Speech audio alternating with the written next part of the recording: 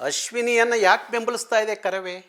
20 ವರ್ಷ ಕನ್ನಡ, ಕರ್ನಾಟಕ, ಕನ್ನಡಿಗ ಅಂತ ಹೇಳಿ ಬೀದಿಗೆ ನಿಂತಂಥ ಹೆಣ್ಣುಮಗಳು, ಈ ನಾಡಿಗಾಗಿ ನುಡಿಗಾಗಿ ಹೋರಾಟ ಮಾಡಿದಂಥ ಹೆಣ್ಣುಮಗಳು ಅಶ್ವಿನಿ ಅಷ್ಟೇ ಅಲ್ಲ, ಯಾರೋ ಒಬ್ಬ ಕನ್ನಡದ ಹೋರಾಟಗಾರ ಬಿಗ್ ಬಾಸ್ನಲ್ಲಿ ಇದ್ದರೆ ಅವ್ರನ್ನ ಬೆಂಬಲಿಸುವಂಥ ಕೆಲಸ ಕರವೇ ಮಾಡ್ತಾ ಇತ್ತು.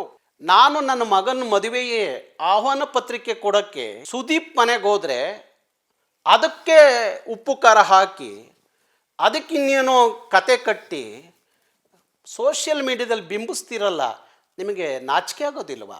ಒಬ್ಬ ದೊಡ್ಡ ನಟ, ಕರ್ನಾಟಕದ ಒಬ್ಬ ದೊಡ್ಡ ನಟ, ಒಂದು ದೊಡ್ಡ ಶೋ, ದೊಡ್ಡ ಚಾನಲ್, ಅದರಲ್ಲಿ ಯಾರು ಮಾತು ಕೇಳ್ತಾರೆ? ಅವರು ಯಾವುದೋ ಮ್ಯಾಚ್ ಫಿಕ್ಸ್ ಮಾಡೋಕ್ಕೆ ಹೋಗ್ತಾರ ಮಧ್ಯರಾತ್ರಿ.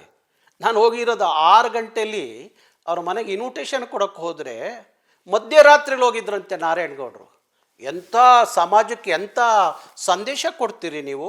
ಇವತ್ತು ಬಿಗ್ ಬಾಸ್ ಅನ್ನೋದು ಬಹುತೇಕರಿಗೆ, ನೆಲದ ಮಕ್ಕಳಿಗೆ ತನ್ನ ಪ್ರತಿಭೆಯನ್ನು ತೋರಿಸ್ಕೊಳ್ಳಿಕ್ಕೆ ಒಂದು ದೊಡ್ಡ ವೇದಿಕೆ.